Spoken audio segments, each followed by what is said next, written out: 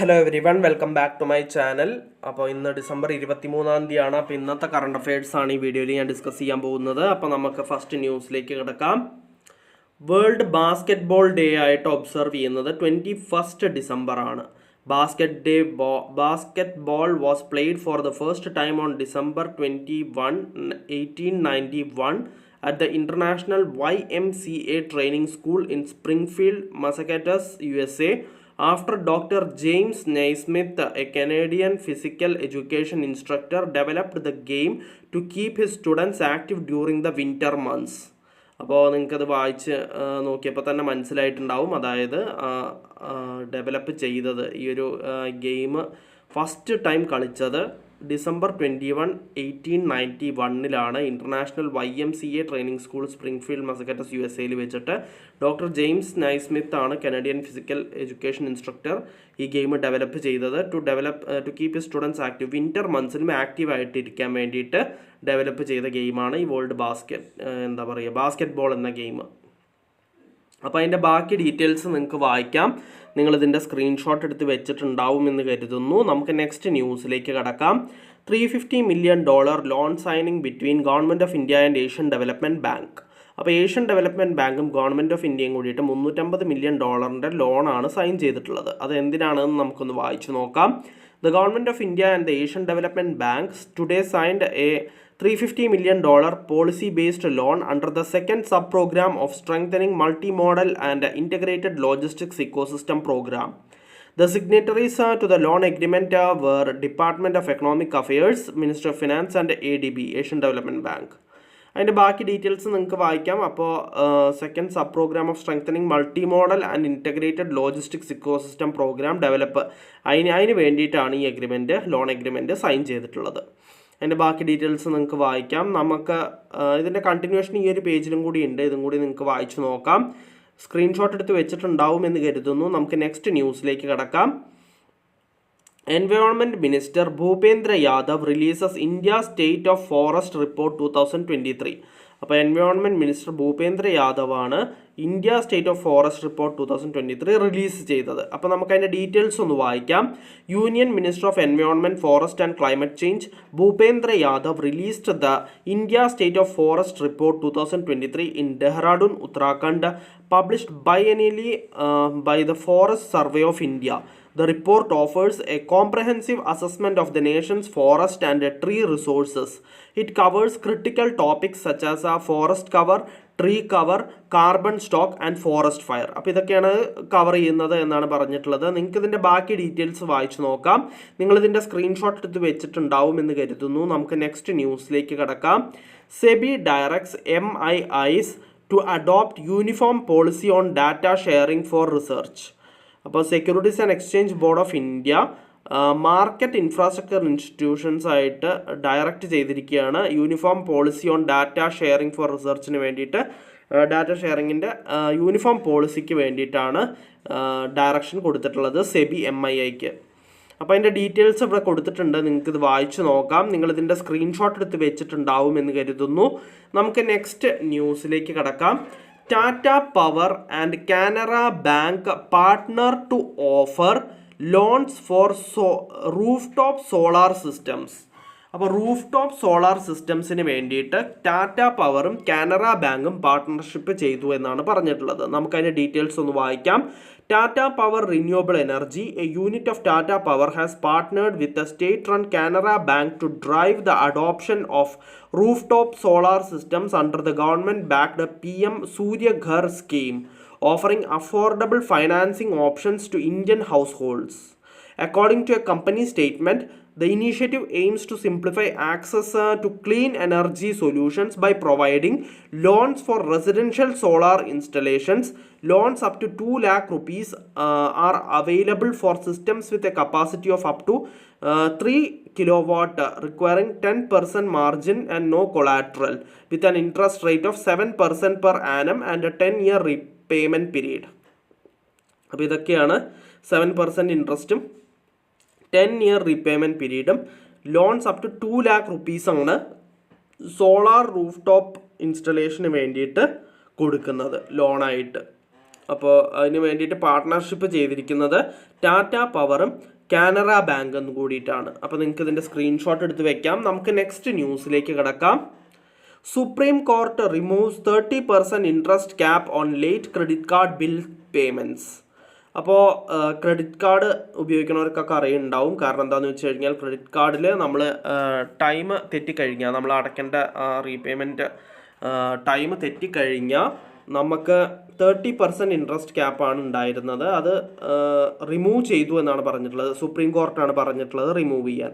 അപ്പോൾ നമുക്ക് അതിൻ്റെ ഡീറ്റെയിൽസ് ഒന്ന് വായിക്കാം. In a relief to banks, the Supreme Court set aside an order of a National Consumer Disputes Redressal Commission that capped credit card interest rates at 30% per annum on late bill payments. In 2008, the NCDRC had ruled that charging credit card holders interest rates in excess of 30% per annum for failing to make the full payment on time or only paying the അതിൻ്റെ complete ഇതിൽ കൊടുത്തിട്ടില്ല. The RBI cannot be directed to issue the further instruction as it is a discretionary power conferred under Banking Regulation Act 1949. അപ്പോൾ Supreme Court ആ interest cap remove ചെയ്തു എന്നാണ് പറഞ്ഞിട്ടുള്ളത്. 30% interest cap on late credit card bill payments. അപ്പോൾ നമുക്ക് next ന്യൂസിലേക്ക് കടക്കാം. Rajasthan to spend 100 crore rupees annually on 1 district 1 product policy.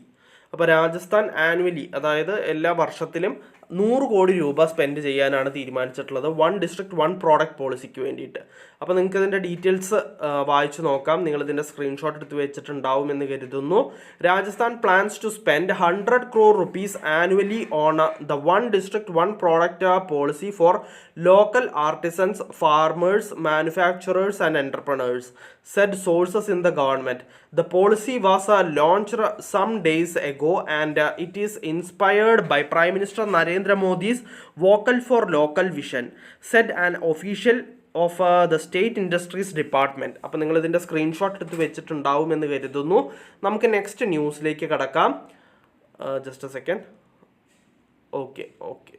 Okay world meditation day ആയിട്ട് ഒബ്സർവ് ചെയ്യുന്നത് 21 ഡിസംബർ ആണ്. എല്ലാ വർഷവും വേൾഡ് മെഡിറ്റേഷൻ ഡേ ആയിട്ട് ഒബ്സർവ് ചെയ്യുന്നത് 21 ഡിസംബർ ആണ്. നമുക്കത് വായിക്കാം. To raise awareness about meditation and its benefits, the General Assembly proclaimed 21st December as World Meditation Day, recalling the right of everyone to the enjoyment of the highest attainable standard of physical and mental health.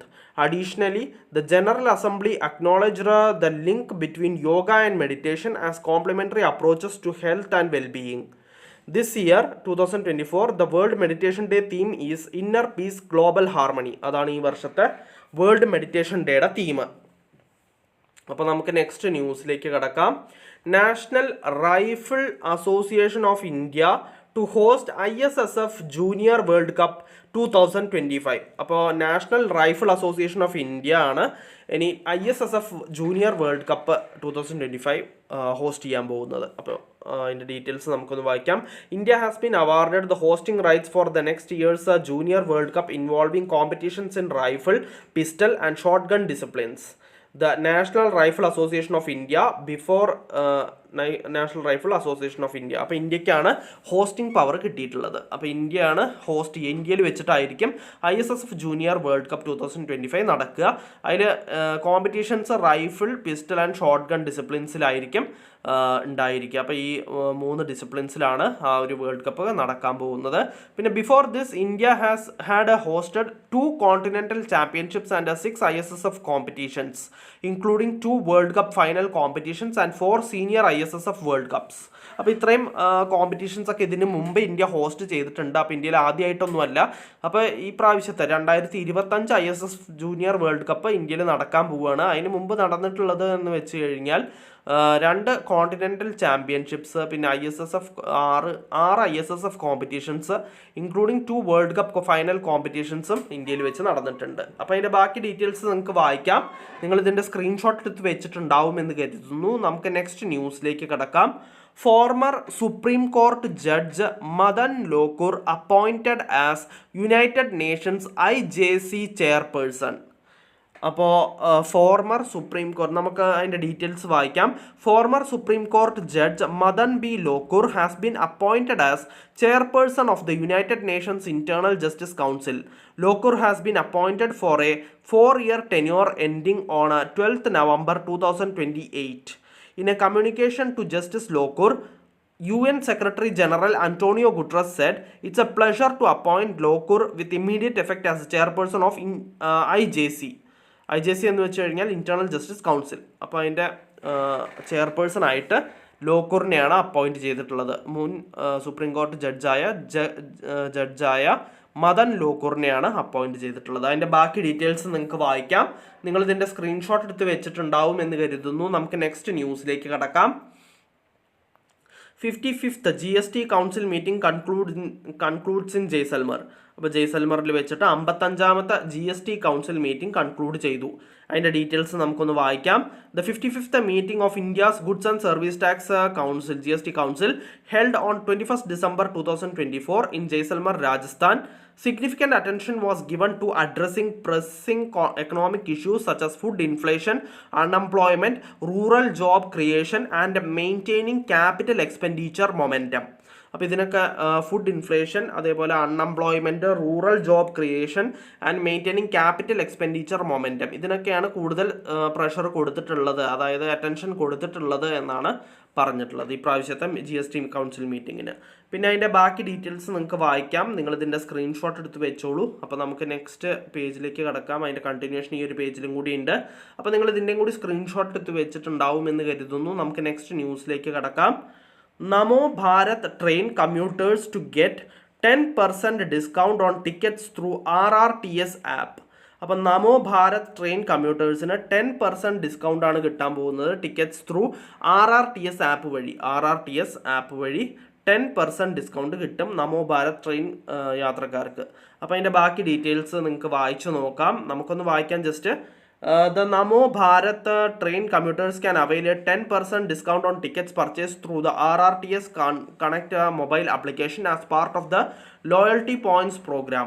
Launched by NCRTC, an official statement said National Capital Region Transport Corporation Managing Director Shalabh Goyal launched the initiative at the Sahibabad Regional Rapid Transit System. അപ്പോൾ അവിടെ launch ചെയ്തു എന്നാണ് പറഞ്ഞിട്ടുള്ളത്. അപ്പോൾ അതിൻ്റെ ബാക്കി details നിങ്ങൾക്ക് screenshot എടുത്ത് വെച്ചിട്ട് വായിച്ചു നോക്കാം. അപ്പോൾ ഇന്നത്തെ കറണ്ട് അഫയേഴ്സിൽ ഇത്രയേ ഉള്ളൂ. ഒരുവിധം എല്ലാ ഇമ്പോർട്ടൻറ്റ് ന്യൂസും ഞാൻ ഡിസ്കസ് ചെയ്തിട്ടുണ്ട്. നമുക്കപ്പോൾ നാളത്തെ കറണ്ട് അഫയേഴ്സിൽ വീണ്ടും കാണാം. So bye everyone.